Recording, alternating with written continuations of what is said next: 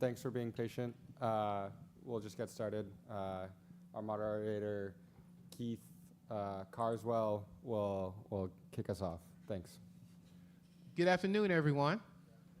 Good afternoon. All right, there we go. A little more enthusiasm. I'm probably going to go off script a little bit because if you kind of observe, we were having some sidebar conversations and stuff. So, and I think this is going to be kind of a little, what is it, free, footloose, and fancy free a bit and stuff like that. So my name is Keith Carswell. I'm the director for the Department of Economic Innovation and Development with the City of Miami. To my immediate left, Martin. I'm Martin Romero. I'm the CEO of Sabroso, a corporate catering marketplace going into the EV world. I'm Charly Esnal. I'm the CEO of Manatech. We're building an entrepreneurship hub here in downtown Miami. And I'm Michaeljohn Green. I'm the Chief of Economic Development and Strategy for the Miami DDA. All right, so we've been chatting a bit, and I'm going to start with a question from your different perspectives because we have a founder. We have someone that also helps build the ecosystem with accelerator programs. And then we have someone, a counterpart, fellow counterpart, in terms of government with economic development.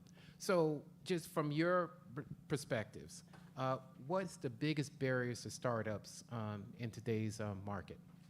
I mean, initially it's just finding that pilot client that's willing to test your product and taking that risk.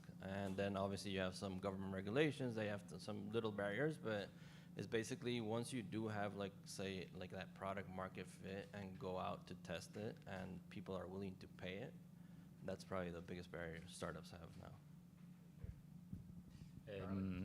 No, I think specifically, I mean, talking about mobility, there's two main things. One is finding the right investors that understand the industry, understand how things and the dynamics of mobility startups, because it's different from a regular SaaS that you go to market and you sell to customers.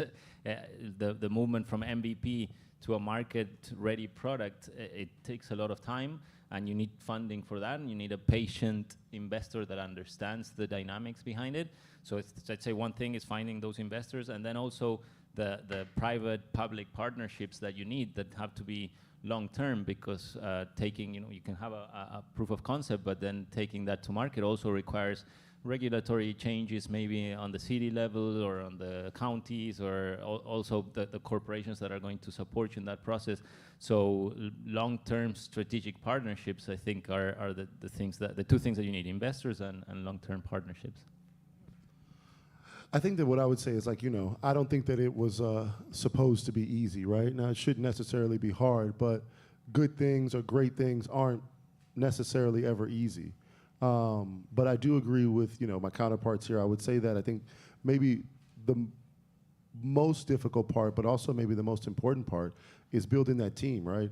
And so having the appropriate engineers to be able to support you on your project, having the right relationships to be liaisons between you and governments and public-private partnerships, I think that takes finding the right people, which sometimes that takes a lot of time, finding the right investors that can believe in you, give you the patient capital, but also investors that have the relationships to be able to take your product to market. But I think that it isn't necessarily supposed to be easy, but I think that the folks here, up here, Keith, myself, Charly, are supposed to help make it a little bit easier, point you in the right direction. But good things are typically difficult to do. And oftentimes people don't realize that government or quasi-government agencies play an important role in helping build the local ecosystem. So can you tell us a little bit about some of the incentives that the DDA provides? Sure. And the boundaries and what you guys are, your mission? So the DDA is a quasi-governmental entity set up by the city of Miami and the state of Florida many, many years ago. We're really charged with economic development and pushing that, and that's holistic economic development in Brickell, downtown, the Arts District, where you'd say the Heat Stadium, Miami World Center, and the PAM are, and then a little bit of Edgewater. Our goal is, again, holistic economic development, so that's as far as incentive programs and attracting companies to move and open up office space here. But as same if you were walking outside as I was running over here, we have people on the streets picking up the trash, right?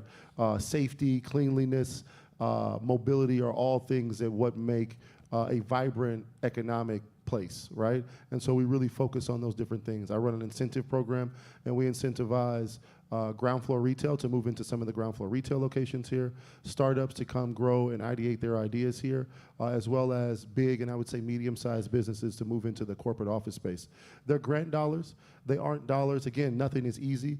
I'm not going to give you $1 million and completely fund your entire project, but we will pay for you to work out of a co-working space in Miami for a year, right? And so it's more about helping the path be a little bit smoother, getting some of the bumps out of the road, but there's always going to be bumps. Life is, a beautiful, beautiful road with a bunch of winds and twists, and I even think there's a Langston Hughes poem somewhere in there. But we really focus to hopefully to also help you make the appropriate connections, whether that's connecting with Keith, Charly, some of the other folks that we work with, to kind of shorten that time gap of trying to find the right team and the right partners, being that we have a host of relationships in the community, to be able to point you in the right direction and make that kind of warm handoff. So Charly, we talked a little bit earlier about the success of Manatech with attracting international founders coming here to build and really helping them get to the next level in terms of their entrepreneurial journey. And one of the things that we talked about was the transition to looking at more inclusive or local development. So can you talk a little bit about that and the pivot and why that pivot and why that focus? Yeah, and I think it's been since the beginning the idea we want Miami to be a global innovation hub, and global includes the local, and because it doesn't work if you don't have the local community, and maybe what we were focusing on, because we saw that it was missing, was positioning Miami as a tech ecosystem in other parts of the world, especially in Latin America. I'm from Argentina originally, and if you ask me back in the day when I was an entrepreneur also, hey, where to go in the US to build, you would go to San Francisco, or New York, or after Austin was also, but Miami was not in the map at the time, and I think that was our first mission that we set out in the past. It's been now 3 years. But we went to every place that we could, from Brazil, Colombia, Chile, all the, and as you know, ecosystems or tech ecosystems are small, although maybe they're very large in the quantity of startups, but the people that run these ecosystems are usually a group of people that once you influence them and they understand what you can add as value, then you position yourself as an eco. So Miami is now, if you go to Chile, if you go to Colombia, Mexico, maybe not so much because we haven't done so much, but certain pockets, Argentina, Uruguay, where now Miami is in the map, and people think of Miami because of what Manatech has done in those markets. So let's say that part of our mission was done. We brought 250 companies from 19 countries to Miami. But what's the next step? It's like, okay, once they come and they start building here, now they're local founders, right? So now we have to build the infrastructure for the local founders also to mix them. And for now, it's something that we started not long ago. We have 4 floors now here, a couple blocks away from here, where we have co-working spaces, private offices, but also event spaces that we provide for the founders to do their events, to have their podcast room for them to use. We do a lot of education as well. We bring mentors, we bring office hours with experts, and we do all these events where last year we did 130 events that connect the local with international. So it's really becoming more of a global thing. It's not, but it doesn't. Again, it's not local or international. It's both. It's global, right? So one of the things which is good about this panel is that we bring different perspectives, right? And so from the governmental perspective, there are resources that we feel we provide for the local ecosystem, from accelerators to incubators. I think that's something that you all represent. But then I'm going to say, Martin, okay, what's our blind side? Because what is it that you think from a founder's perspective, what resources or what initiatives or things that we could be doing to kind of help people along their journey? I think one of the main issues here is that people arrive here and then eventually leave.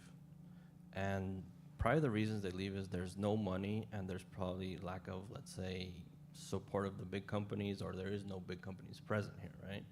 So if you go to San Francisco, founders just happen to stay there and grow their companies and get investment because there's a lot of money there, right?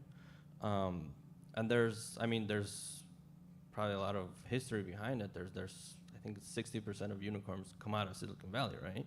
So there's that one thing that's missing. Like, we need more like funding here to get those unicorns to come and to have success stories, right? And then on the other side, it's like founders pick certain, let's say, states because of the niche they're in, right? So if you're in the fintech, you'll go to New York, right? I think like Florida is like, there's still no identity. So it's like, it's either like a health hub or climate tech, but it's like, where are you, right? In my case, I was either between Texas or Florida because we're more into like the food industry of construction, right? So we're in Latin America, we're operating in 4 countries, we scaled there, and how do you enter the US? So I had to find my niche because I do have like a lot of competition on the corporate side. There are billion-dollar companies. So I said, all right, I could target construction food trucks basically, and how do I digitalize that industry and eventually see how do you change that, right? So I found that niche, and that's basically my next project. Here's probably the next 2 to 3 years, being based here in Miami and growing that vision into reality. So, but yeah, that's I'd say one of the major problems is like the funding problem. I think you speak on 2 great points. Number one, I would say Miami is still a very young city, right? We're on 120-something years old. The other cities that we talked about are older, much more well-established. And I would also argue that tech in Miami is still something that's relatively recent, and we are a teenager in some ways trying to find our way and find out what our niche is. I think that, you know, the charge, and not to put more work on Keith because he's doing a great job, but I think that the charge for Keith and myself is to find, you know, this big fish. I moved from Seattle to Miami. I worked at Microsoft. I have friends that have worked for Microsoft 11, 12, 15 different times, whether they've left and go work for a startup, started something themselves, worked on another project, they quit, and they have this backstop because you have a big, huge company there to go work on a project, and if it happens to fail, you can still go find a job somewhere else, right? That is part of why people stay in Silicon Valley. So I mean, they've worked on 50 different projects, 50 different teams, but they're able to go back and work for Oracle or Facebook or whatever that might be, Meta, whatever that might be. I think that we don't have that just yet in Miami. That also brings that talent, right?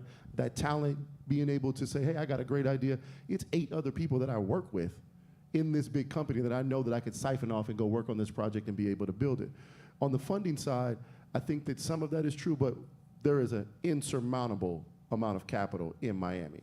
Now, that capital has typically been looking at mostly real estate and different types of deals. It is not a very, and not in a disrespectful way at all, not a very sophisticated VC type of capital, and I think that that's changing. The way that will change is just through success. As people see a friend of theirs that invested in some startup and see their success, that will intrigue people to do more and more of that. And I think that it continues to grow. But I do think that those are the 2 things, you know, the education and continuing to put deals and deal flow in front of people here will make a big change. And then trying to find larger companies with 100+ odd people to set up shop here is going to put the engineers, the developers, and all of that right here that you'll be able to siphon off. Or if your startup does happen to fail, know that you can still put food on the table next week because you'll be able to stay in the home that you're in, the apartment you're in, the condo that you're in, and go work somewhere else for one of these other big companies. So I want to lean into this and go a little off script because and get close to the third rail but not touch the third rail in terms of the historical schools. Because when you start talking about the West Coast, you start talking Boston, you're talking MIT, you're talking Stanford, and really a lot of federal funding went to build those local those ecosystems over the years before tech was not even a thing. So they got a big head start on us. But we're, you know, we're trying to punch above our weight class. You know, and we're teenagers, as you indicated, and you know what happens with teenagers. I have 2 because they know better than their parents. So, but Charly, we talked a little bit about the identity, right? Because you're right, we got the tech hub for climate. We have a right to win. I think we have the 2nd largest hospital district in the nation. We talked about. And I think some of the challenges and opportunities are taking some of those IPs and commercializing them, even with the regional tech hub. And, you know, we got assets under management, the second largest AUMs on Brickell, you know, outside of Wall Street. So, you know, without being a schizophrenic, how do we pull all this stuff together, right? So tell me, what are some of your thoughts? Yeah, I think that's the big question that we all have, you know? Okay, what is the Miami identity in terms of a vertical? And I was talking about this with Keith before. It's when you have somebody from, I want to say, I don't know, France, and they think of, hey, I have this amazing scale-up in France, and I took over Europe, and now I want to go to the US. If, as you said, if it's a health biotech, then okay, I have to go to Boston. Or if it's a fintech, I have to go to New York, to Wall Street. Or, and I think Miami doesn't have that yet. So building that, it's, I don't think it's, I was saying before, it's not something that data will provide us. I think it's more of a statement that we all together as stakeholders have to make, saying, okay, you know what, let's do health and fintech, for example, those two, because there is enough real assets behind, that it's not just an idea, or as we talked before, climate tech is also, I mean, we got some federal funding for that. I think it's a problem that Miami has, because we all know that if we don't do something about it, we're gonna be underwater at some point. So it's like, okay, we have a sense of urgency, we have a reason to work on that, but as you said, there's no infrastructure, there's no companies behind it. So, and I was talking about this with, I remember with the founder of CIC, that he had the center here, I remember in Alapata, and he said, look, we went to Rhode Island, for example, and it was a statement made by the city of Rhode Island saying, okay, what can we do here that is different, that it's not done anywhere in the world? And they focus on oil fracking, I think it was the technology. And so now, any startup in the world that is thinking about oil fracking, they go and they say, oh, I need to go to Rhode Island, right? So I think that, and that was a statement, and that's what Tim was telling me, like, it's not that there's a lot of evidence around to tell you what you gotta do. It's kind of, you gotta define one thing and do it, but that's where, again, we have to be all on the same plate. You know, we were talking before, the lab, Magic City, Moishe with downtown, the city, the DDA, all sitting down together with the academia, with the big funding partners that we can find, and say, look, guys, do we want to do this for Miami? And how do we do this collective win, where everybody is also part of? Because at the end, we always talk about building an ecosystem, and we're all collaborative, and we all want, but also it's like, okay, but I want my piece, and I want my other piece, and so I think there's a need for that powwow, let's say, to sit down all these big heads of the and movers and shakers of this ecosystem and say, hey, do you want to do this for Miami? I know if you talk to Moich in particular, that's the one that I'm close to, he's somebody that he's willing to, and he's open to collaboration, and he's like, look, what we want to do is make Miami that global tech hub.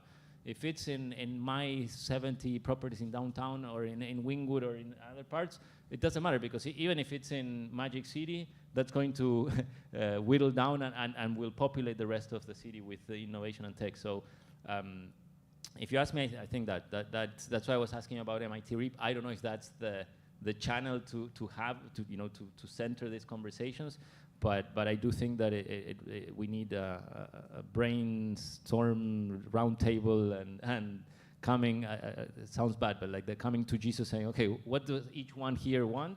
How do we all collaborate to get the goal for the city that is this one? I mean, MJ, that sounds like you opened the door to give us more work, but. I mean, definitely. I mean, I think he's right, though, but I think we lean on the ones that we already have some infrastructure on, right? I think that climate tech, we got that, so I think that, we're going to push forward on that, but I think that those are a difficult and long solution. I'm extremely bullish on longevity in healthcare. We have the infrastructure and all the things to make that successful here in Miami. I think that we should focus on that. Miami will continue to be a financial hub with the trading floor going up in Wynwood and different things like that. So I think that fintech, and with the international connections that Miami has, and as we continue, whether, I think a global economy now is like saying the boogeyman, but that's still true, and money wants to travel across the world, and being able to leverage that, Miami's in a perfect spot for that. And then I do think that one thing that we do not give ourselves enough credit for in Miami is entertainment. I know that we're trying to maybe move away from that, make Miami more of this, real business hub, but there is a business in entertainment. F1 is about to happen this weekend. There is a massive business in entertainment. Every single sport in the world is only in Miami in the US. And so I think, about your business, the restaurants, the food, the entertainment, there is technology around that. I had a group, I think that you might have connected it to us, from Korea that were all focused on AR, VR type of entertainment startups. And I think that that is a place where Miami has always won, will continue to win, and I think it's a kind of a, and more, as opposed to completely shunning what made Miami great. People didn't come here, in the past, necessarily to get a job or to work for some company. They came here to have fun. And so where is the money in that? Where is the technology in that? How do you continue to reverberate that across the world? 500,000 people get off a cruise ship 1 or 2 blocks away from here. How do you entertain them? What is the next virtual AR, VR experience that makes money? I think that those are massive opportunities, and we have some of the real true experts in entertainment and developing things like that live here, and I think that that's something that we should also lean into. But see, therein lies maybe the challenge and the opportunities, because there's so much, right? And at the center of it all, too, is mobility, is huge. Because one of the things that we've been involved with was advanced air mobility. And we really leaned into eVTOLs. We have autonomous vehicles. We have Zooks and Waymo mapping here in South Florida. And at the crux of it is a lot of mobility. But again, there's so many other options and opportunities and stuff. And so again, I'm always like to try to bring it back to the founders' perspective and stuff like that. And so if you could kind of wave your magic wand, what kind of verticals, or what a couple of verticals that you think that maybe we could focus on? I mean, touching back on Michael's point, it is true. I mean, we have Formula One, we have the World Cup coming up here. We have so many tourists around the world that come to Miami for the beaches, the nightlife, and everything, right? And Messi, obviously now. But there's niches or opportunities that you have to probably find and say, all right, I'll take a hit on that one. I'll start in Miami, and then I'll grow across the nation. But I think it's just like there's no like identity. We're all over the place. It's like agnostic accelerator, like agnostic city, right?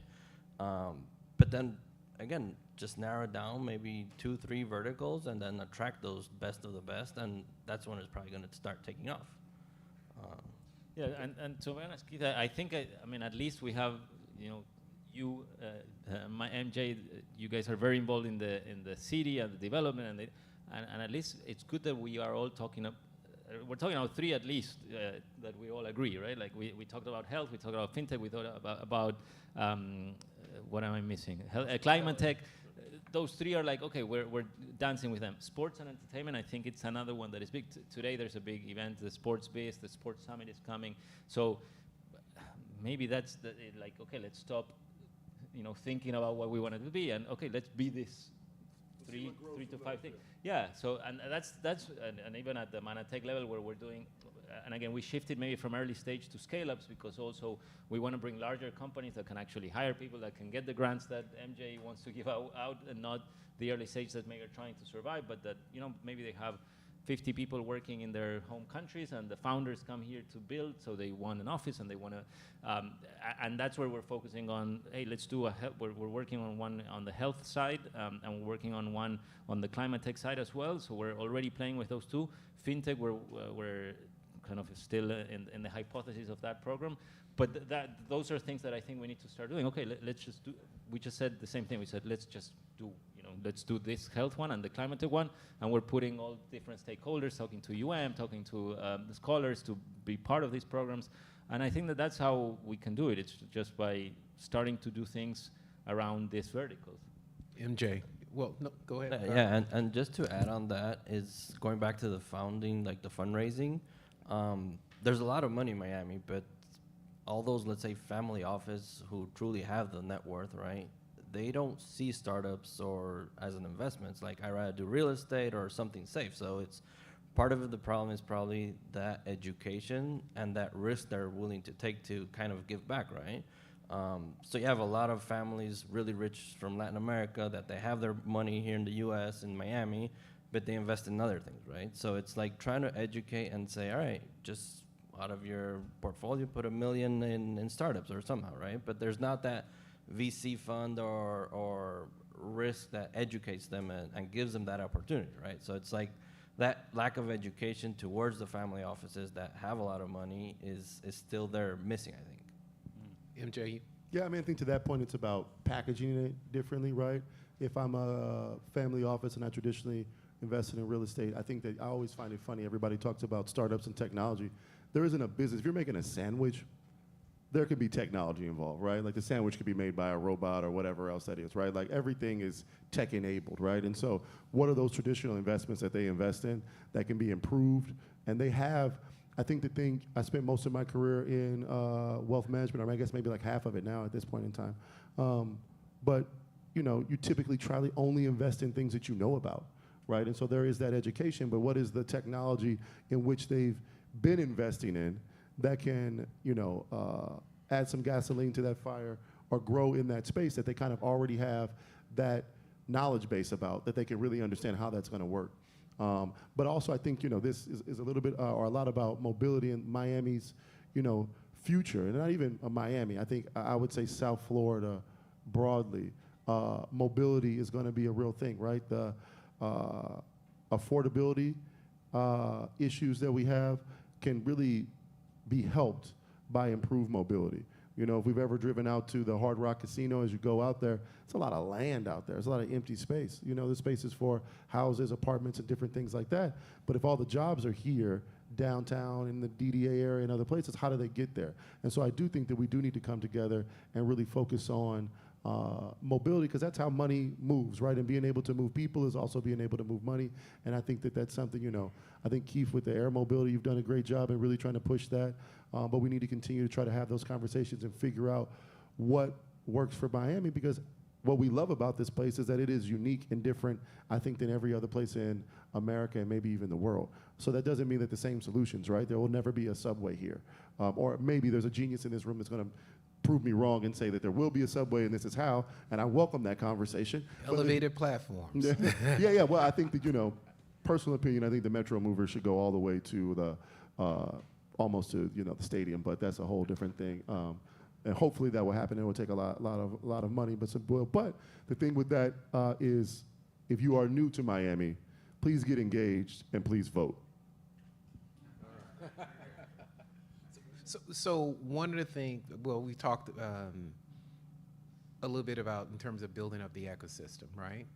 And there are a lot of wonderful programs out there, but I think also to complement some of that capital that we're trying to attract is moving from just straight up, let's say, incubators to actually accelerator programs.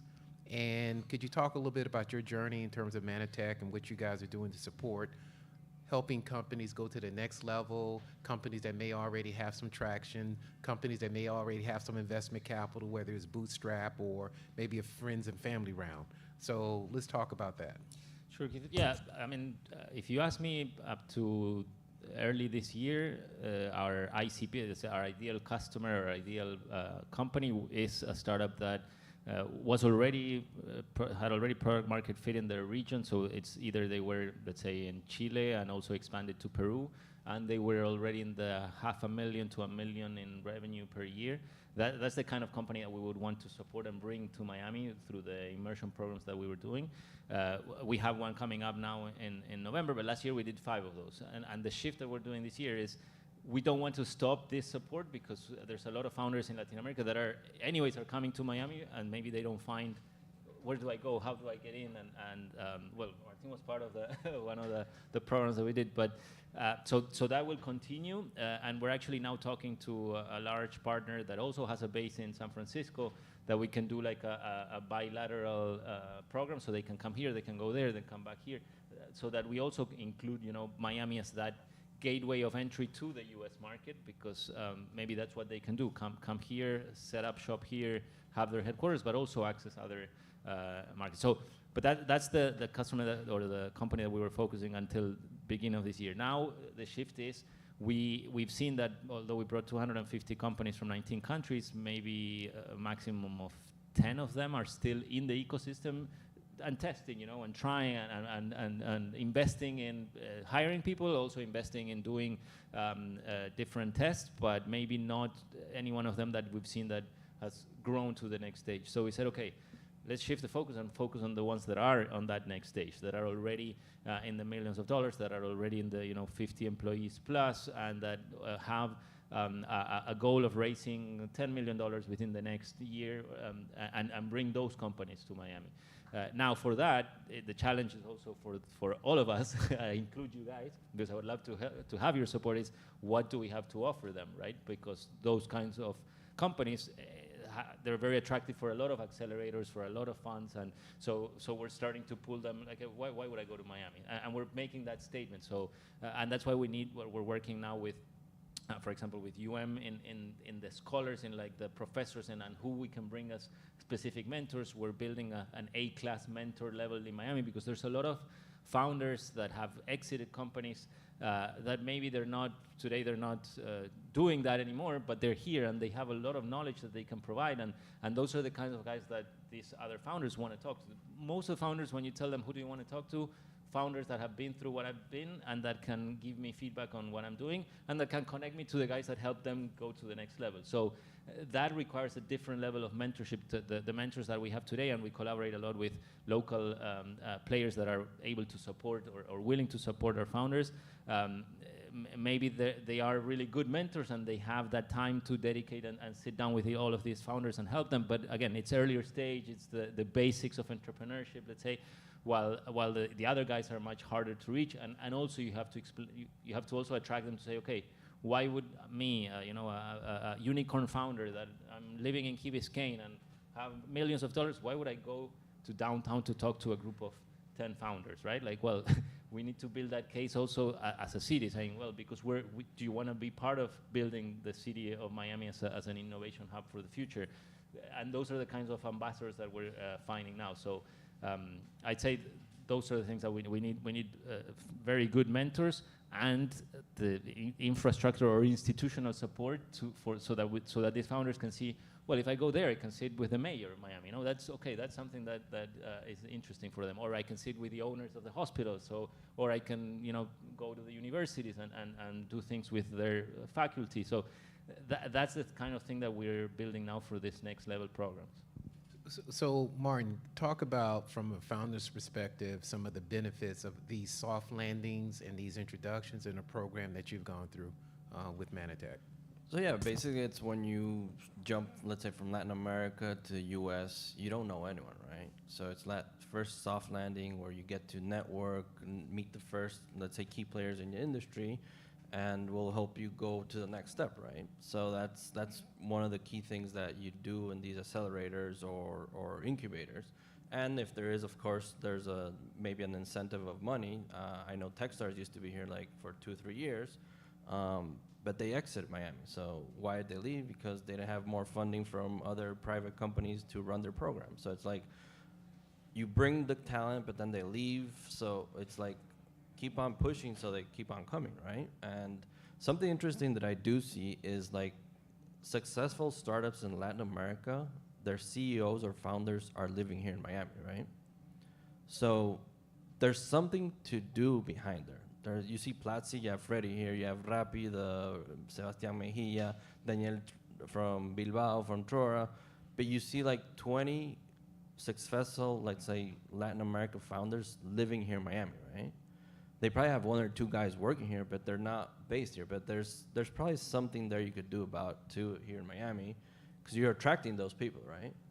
The head of that or the founder of those startups they're probably millionaires already, some maybe billionaires, but there's something that you could do there, right? And push from there too to help the ecosystem, I think. So MJ, make the case for us of why government, quasi-governments should support this mobility revolution or the tech revolution that's happening here in South Florida? I mean, I think the case is just, jobs and people. We want to continue to see Miami grow. I think that people have realized over the past, let's say 3 to 5 years, how special and unique and beautiful this place is.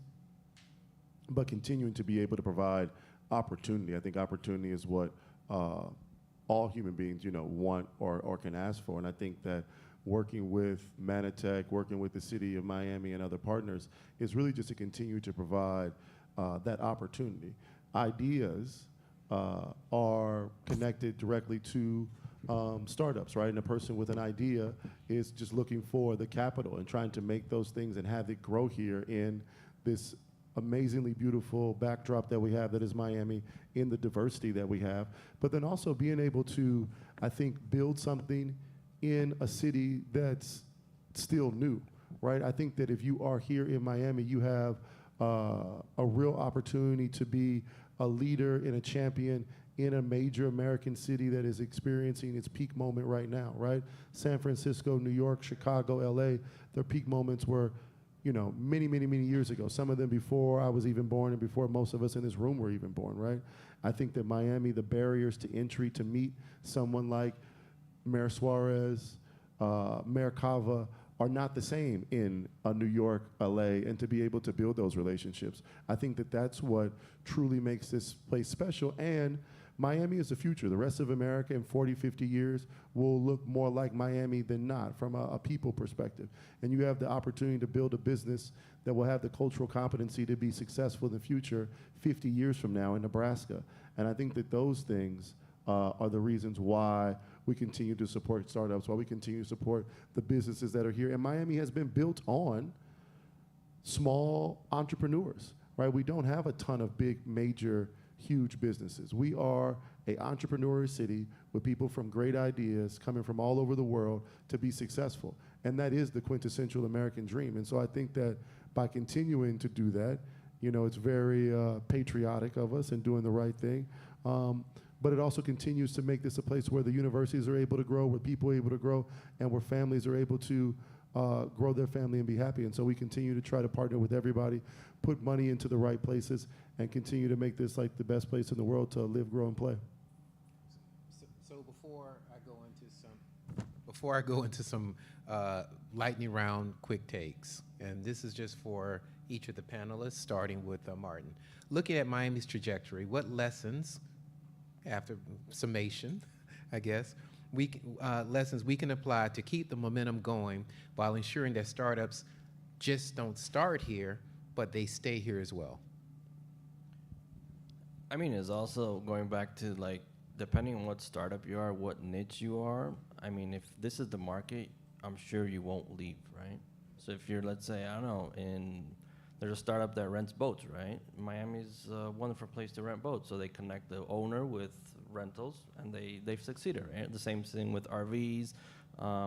So it's basically trying to attract talent or founders that are able to stay here and grow and see that opportunity and say, all right, this is my home base, and then I'll go to other states if I have to, but just keeping them here and giving them that opportunity to grow and seeing is all right, you have to vet them and make sure it's a, let's say, founder market fit, right? Mm-hmm. I'm not going to accept the guy that's into, I don't know, fintech hours. Well, fintech is probably going to be good here, but it's better off in New York, right? So trying to accept the right founder in the market there is probably one of the screenings we should do. So the guy is going to stay here, not leave.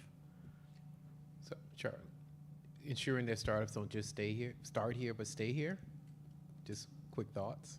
Yeah, I think it's Miami today has as you said, a momentum. I think it's more of a hype that we have, and we have to make that a reality, and that means build startups that are resilient, that can grow, and that can exit or become that unicorn, let's say. So we need to move that from being a hype and a cool story that we tell with all the things that we're doing to an actual launchpad, something where we bring large startups that are growing and we catapult them to their next stage. I think that's when we build 2 or 3 success stories that look, this company, they were somewhere, they came to Miami, and because they came to, or they were built in Miami, which is much better. That's a good name, built in Miami, I don't know. But so if we achieve that, 2 or 3 of those successes, then that's what happens. Like we need those case studies, and I think we always say it takes a village to make a startup successful, and I think we gotta be that village. So. I guess, Mark, real quick, Martin, how long have you lived here? Well, I started off in 2012, and I moved back to Ecuador in 2016, and then I've been back and forth 6 months a year here, and then the rest in Ecuador and in San Francisco and New York. So Okay. We're still just at the beginning. I think we've got to figure out the middle, right, as far as the talent, the companies and things. We mentioned we have the ultra wealthy here. We have some of the founders that have had exits, and they are here, right? And I would argue to a certain degree that's kind of the top. We've got people with great ideas that are looking for capital. We need to figure out and put emphasis in the middle to be able to make that full picture. But I also think that, 5 years ago, this wasn't even a conversation that we were really having, right? Keith and I were probably not necessarily focused on this at all. And so from where we have gone till now, I think is a great jump. We don't need to be too hard on ourselves, and nothing good happens overnight, and good things are difficult and have things in the way. And I think we just need to continue to push. And so I'm extremely optimistic. I think that there are many other cities that have tried to make that jump as a tech city that we have and have not been able to do that. And we have. Have we figured it all out today? No. But I think focusing our efforts on the middle, and then I think it's, we talked about, what sectors what are we going to be, what's going to be the thing that identifies Miami? And I think it's more so about finding the right champions to really champion those different sectors, right? The right school that's pushing out folks that are really experts in mobility. My University of Miami has been pushing out lawyers since lawyers were lawyers, right? And so how do we get them to now, what else are they going to put out there, right? Is it, we've got the AI school here, so continuing to just move this wheel forward, I think is the only thing that we need to do. All right. Martin, one word that describes the Miami startup ecosystem today. I'd say catalyst. Oh, catalyst, like that. Charly, the most underrated skill a founder needs to succeed. The most underrated skill a founder needs to succeed. I think it's underrated. It's because we all talk about grind but I think that the emotional stability, I would say. Now, some would say you need to have a little brain damage to take that journey now. So. No, for real. And I was a founder at one point, and then I said I'll never be a founder again. But at the same time, you never stop sort of being some entrepreneurial. But the reason was, I had trouble sleeping, and it was so. The mental toll that it takes to ride, it's a roller coaster. Like you're I'm on top of the world, and then suddenly okay, how am I going to feed my family? And now I'm going to be a unicorn, and now I cannot get the paycheck for the next month, and you need to have that emotional resilience, I would say. So I'd say that's underrated. Yeah, and I think founders need coaches also, because the mental journey is real. Because it's not like a straight line to success, and it has many pitfalls, many perils, many challenges and stuff. And so we oftentimes overlook mental health because it's very important. MJ, if you could give one piece of advice to a founder starting out today, what would it be? I think that's tough, but I think the one piece of advice is always just believe in yourself and keep going. I think the thing is, don't stop. There's a bunch of old sayings that people say every day, and the every dog has its day. Just keep chugging along, keep going after it. Believe in yourself, believe in your dream, and just keep pushing. All right, so Martin, a mobility technology you're most excited to see scale in the next 5 years. I think probably robotics, anything autonomous. That's probably going to be huge in the next 5 years. And let's say the everyone's doing like building humanoid robots. So we'll see a lot of manual things like warehouses in the restaurant businesses being replaced by these humanoids. So I think that's going to be a really big shift in the next 5 years. Okay. So, Charlie, we touched on this but didn't lead into it. One partnership, local or global, you think Miami startups should pursue more aggressively? I think on the specifically on mobility. Now that we're touching on that subject, it's touching the international grounds. There's a lot of innovation that might come from Miami.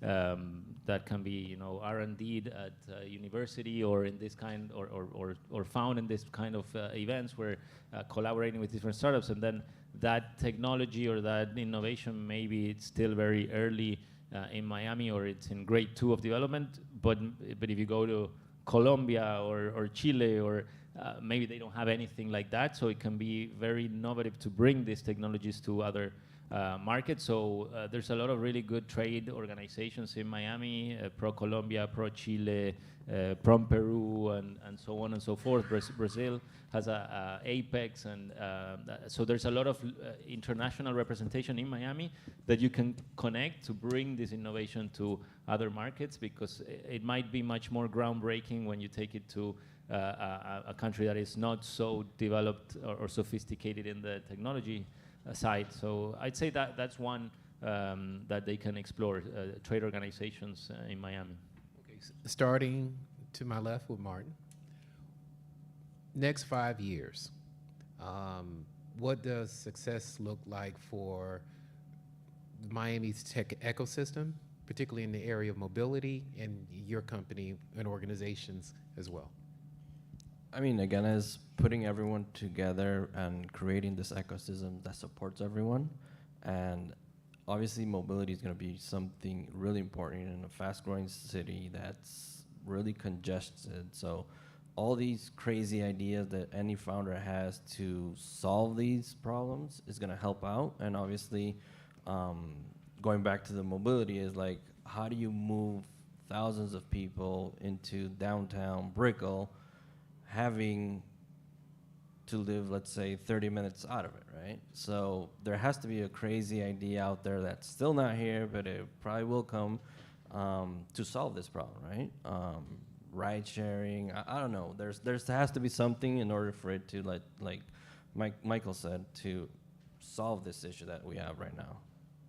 So next 5 years, what does success look like for your organization and our tech ecosystem? Actually, I'm going to take it down as a homework because I don't have it visual. I mean, I have, but I would say two things. One, because the business we are in and what we're doing is we are also focused on the physical aspect of it. So having an innovation center or district where there's this vertical that we were talking about can be whole buildings dedicated to climate tech, to health tech, to fintech, and having collaboration between all the different players in a physical district. That's one thing that I think that Miami, that in 5 years Miami should have is a physical place for people to come and walk to meet everybody, investors, startups, government entities, academia, all in one place. So that's why we have 70 buildings for that purpose here in downtown Miami. And then I'd say having built, and I'm putting a number, this I have to narrow it down, but 10 scale-up companies that are employing maybe 100, 200 people in Miami, and that have already had product market fit and they're growing. I'd say that versus, or because the one unicorn is also we always think about that, but I'd rather have 10. I don't know how they call them, the stable camels they call them, where they're like growing and steady and not just that they got a great valuation, they got a lot of money, but then it's not a viable business. So if we achieve that, and if Manatech can support building these 10 companies in Miami in the next 5 years through everything that we do, I'd say that we were successful. MJ. next 5 years when you come to Miami-Dade College, the most diverse college in the United States and the most languages spoken in any college in the United States, and you turn and you look around outside, the skyline will be completely different. Downtown will go through a continued massive transformation with Miami World Center right behind us. The few last buildings that they have there will be developed and people will be living there and businesses will be there. And then the Waldorf Astoria will be finished and you'll have, you know, multimillionaires living right next to these diverse college students. And then all of these other buildings will begin to fill out and you'll continue to see more business. I think that downtown Miami with the work at our partners at the city, with Manatech and the DDA will be the cool place to be in the future. And it'll be mixed between wealthy individuals, creatives, technology businesses, and then this amazing university that we get the opportunity to speak on this panel at, all mixed in one place with the government, Miami-Dade County, right behind us. And so I think Miami continues to have diversity in every single factor, not only just people, and you'll be able to stand on this campus and be able to see all of that in 5 years. So I think one of the takeaways from this panel discussion, and first of all, let's give the panelists a round of applause, I think. Is that for those that are in the audience, or those that are in the audience, I guess we're live streaming, is that while young, while a teenager, our South Florida market is robust and we're growing. I think one of the things, unlike a lot of other cities, is that we have a welcoming environment from the county mayor to the mayor of Miami. We welcome the tech and innovation and the companies and founders and funders to relocate here with open arms. Also, we have the city of Miami, we have one of the lowest crime rates, one of the lowest tax rates in the country. So we're doing things, I think, and we have the foundation to grow and expand. I think one of the challenges that we have as we grow and as we move forward is kind of figuring out, leaning into what those identities are and what those right to wins are. We talked about climate tech, obviously. We talked about fintech. We talked about a number of other things. We talked about also mobility, because that is a right to win for us, and there are so many other things. I like the idea that you mentioned about having champions for those different verticals, because again, I think indie films is a huge thing that people don't think about. Global logistics, which we touched on. We have the #1 cruise port in the world. Not just in Number one cargo airport in the United States, Yeah. and number 2 cargo seaport. Right. So we have a lot of assets to work with, and I think the challenge for us is making sure that we find those champions for those particular verticals to kind of carpe diem, seize the moment, seize the day. So again, thank you for a wonderful panel discussion. I think there's a question out there, 2 questions, I guess. So we have about Ladies first. ladies first. We have a few minutes, and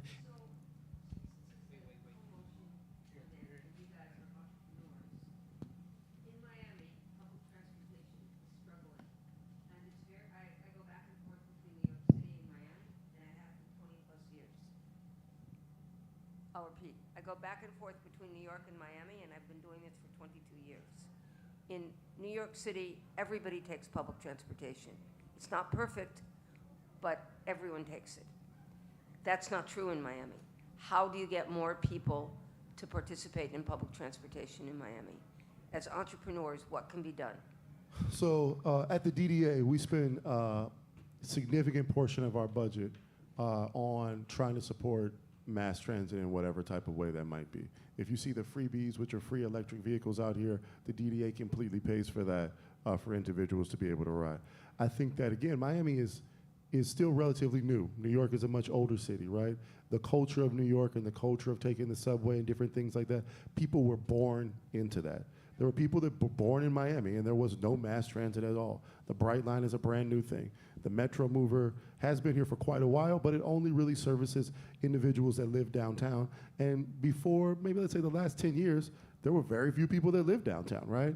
And so I think some of it is a cultural change. Some of it is individuals, again, moving here and being civically engaged and voting and being active about using mass transit. At the DDA, we just partnered with UFC, and every major partnership that we do, we had the UFC fighters get on the train, ride the train to try to make it look cool, to try to get people to use it. And so I think that that's something that, you know, Keith and myself will continue to try to push and try to put that in front of people. And then we got to continue to update the trains, buses, which we have. We all now are, I think almost the entire fleet of county buses are electric, right? So at least that's better for the environment, but we need individuals. This is Florida still, right? I think that people forget that this is the deep, deep, deep, deep South, as South as you can be. And so that comes with a mentality, that comes with some other historical things that are built with that. And so changing that mindset takes a little bit of time. And so I think that we just got to continue to invest in those assets, make them as clean and as friendly as possible, and then try to get people to use them. I mean, and I would say ditto, one of those few Miami natives, grew up here, born here, grew up here, except for when I went to school in New York. And it's a paradigm shift because most folks in Miami will not give up the car, don't want to give up their cars, right? And that is a challenge. But I think the technology that's coming out from like Uber and Lyft to just make it very convenient to not drive your vehicle, I think last mile solutions that are being developed to just make it convenient for folks to get around, I think we're going to eventually see a shift. And I think it's going to take a generational shift, to be honest, because as MJ mentioned that, we are the South. We are as South as you get. And when I went to school in New York, they used to say, "Oh, you're from the South." I'm like, "No, I'm from Miami." But no, but it is the South. And respectfully, I think that I would flip that question back to you as someone who comes from New York and you've been coming down here a long time. We all have an amazing opportunity to put a fingerprint on what Miami is in the future and have your friends that you have down here get on the Metro Mover with you. Get on the Bright Line. Let's go to West Palm. Let's do this. Yeah, there you go. Perfect. And I think it's just through more people coming down here, more people encouraging people, that will help Keith, myself, Charlie, and everybody else do their jobs to kind of move this mobility thing forward. There's a question. Yeah. Have any of y'all, Two more questions, have actually. any of y'all seen ways to align organizational or civic engagement in their communities? So some sort of, we'll give you some dollars for some equity in your company in exchange for some value in this real estate property. So people are then going and have aligned incentives to enhance the neighborhood through creating 311 tickets and creating an ecosystem that aligns their incentives between the city and organizational development for their startups or whatever type of business. Have you seen that before, and do you think that that could work in Miami? I have seen it before. The Miami Foundation just granted probably close to about $3 or $4 million to various companies for them to be able to buy the real estate that they have, so they can have some ownership. So of course you don't get pushed out. So I have seen that. I think that the very, very first time I ever met Keith, we were trying to work on a project with Catalyst Miami to do a very complex capital stack to where individuals would be able to own a portion of this commercial building. So therefore it would be a large ownership group. Getting a bunch of cooks in the kitchen can make that difficult. I don't think that it ever panned out to what it is, but we had groups from all over the United States that were trying to help advise us on the best way to be able to do that. I think that we just didn't do it. But the Miami Foundation has helped small businesses purchase buildings throughout the county. And so I think that you'll see people continue to come up with creative ideas to be able to do that. And I think they raise the bulk of that money through philanthropy. Yeah. So I just want to know it was not government assistance. Thank you. Excuse me. Just wondering, with Cape Canaveral and all the other military industry out here, are you guys looking at that as a potential partner when it comes to like emerging tech? Are you guys reaching out to these types of institutions, or are you guys, it's not something you think that's really on the radar of the startups in Miami? I think it definitely is. Space Florida's got some, I think, very interesting financial products to be able to help people continue to grow that. I think that, a portion of those businesses will be at the Cape Canaveral and the other places like that, but I think some of their executives and the executive staff have the opportunity to really be able to be here. And the technologies that don't involve you shooting off a rocket or being right next to it. I think that there's an opportunity for the startups that are here in this space to continue to grow that. The county has partnered with, I forget the name of the organization, and maybe Keith knows it off the top of his head, but there's like an incubator for basically the Department of Defense that's looking into startups to be able to grow them, and they've made a big footprint here in Miami. So FIU, I think it's Small Business Development Center. It's on Brickell. SBCDC. SBDC. They have a partnership with, I guess, SBTRR, whatever. But basically, they take a look at IPs and commercialization, and think that there is a partnership with the Department of Defense. I think the RIA, the Rapid Innovation Accelerator, Right. and Lab 22. Yes. Yeah. Yeah, I think it's new. It's something but it's been pushed in the past. I would say it's 6 to 8 months that suddenly this big defense agenda came to Miami. We just had Emerge here, and a big part of the agenda was defense tech. There's also funding coming to a lot of funding coming towards those technologies. So I think we're still early, but there's different signs that we're going to be heading into that direction. But just to be clear, too, that the technology is not about weapon systems, right? Some of the technology, a lot of the technology behind this is about ways to just enhance our daily living. Maybe better connectivity, maybe enhancing different technologies that we currently have. So it's about commercializing some of those technologies that may have been built as part of some type of defense platform, but there's a commercialization, something that's for consumers.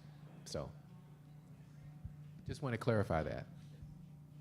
Okay, so I have I would say, a question on the lighter side, but I think it can be very, very informative and frankly inspiring, both for potential investors as well as founders. What would be the coolest and most innovative piece of tech that you guys ever used or heard of that came out of Miami and the area in the last year? Charlie, you got to answer that one.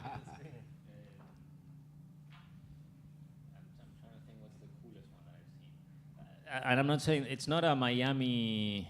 Maybe it's how can I say it? It's not the only place that it has been done, but that I have been using. It's based on immersive technology. So it's rooms where you go in, and the whole room is prepared for you to walk around in a virtual environments. So you do have a headset, but you're not bound only by the space that you're in. You can actually navigate through, and I've had experiences there with. Both real estate, so that you can go around and look at buildings that are not there, and actually walk into the different rooms and see how, and you want to change, the toilet size, because then suddenly you see that it's not big enough for what you want, or anything like that. But I've also seen it in entertainment, like in games, where you go and you do like a sort of like battleground, and you're jumping from one place to the other. So it's in-game experience, immersive experience. That's I think something that I've seen that they have it installed in Wynwood in certain locations. But I think there's actually even some really good AR/VR company coming out of Miami. HoloLens, would that be from here? No? Okay, never mind. Yeah, HoloLens, I think, is what, Microsoft? But Yeah, you're talking about Magic Leap. Yes. yeah, well, I'll give my other two. I won't talk about Magic Leap. But I think that Osamex, which is a company in close to Doral, and they basically take recycled cotton and materials, and then they've done projects with Nike, SpaceX, Adidas, New Balance, and I think that if we move towards and further towards electric cars, fashion actually becomes the #1 polluter in the world, and that's a huge problem, and it's poisoning water across the world for other communities.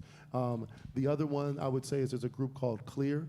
I'm really big on the red light and blue light, and they use blue light technology to be able to purify water. And I think that that's really important, especially in some of the flood zone areas where water tables can be breached, could be really important for Miami, and also to, water is life. And I'll just say, through the Regional Tech Hub, which we talked about a little bit, Titan Cement is working on carbon capture cement. So that's something that's being developed too, which I think is very interesting. So, and anything? Anything else? All right. Thank you again. All right.